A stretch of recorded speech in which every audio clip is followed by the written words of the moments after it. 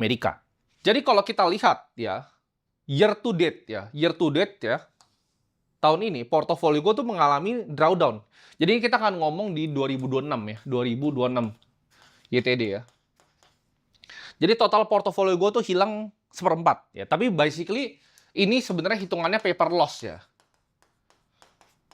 Jadi bedanya paper loss dengan realized loss ini adalah floating loss. Jadi karena gue belum cut loss dari posisinya, gue tidak mengambil, ibaratnya gue nggak pernah potong portofolionya, ini masih ada ya, dan masih ada potensi untuk bisa balik lagi. Tapi gue akan jelaskan pemikiran gue semuanya di sini. Nah ini kalau kita lihat, ini month to month ya, 2026. Jadi kita bisa melihat di sini kira-kira dari blended tadi portofolio gue kenapa akhirnya turunnya sekitar 25% ya. Kira-kira seperempat portofolio gue mengalami paper loss. Di Januari Bitcoin koreksi 9,9%, S&P 500 itu hijau ya.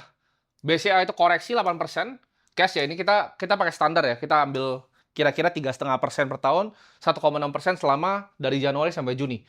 Februari Bitcoin koreksi lagi dalam ya, S&P itu koreksi sedikit, biasanya koreksi dalam lagi, cash. Nah, kesalahan pertama gue adalah waktu itu gue pikir ini domestik dengan digital asset ya, ini domestik ya.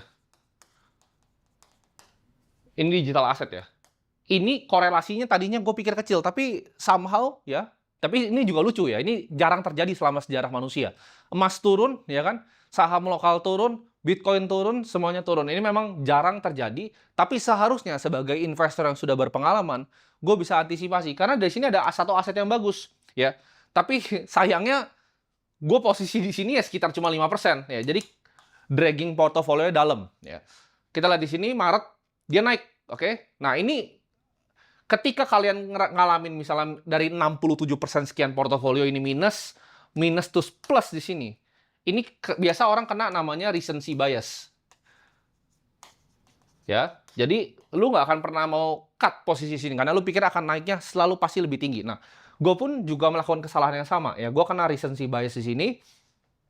Dan kalau kita lihat dari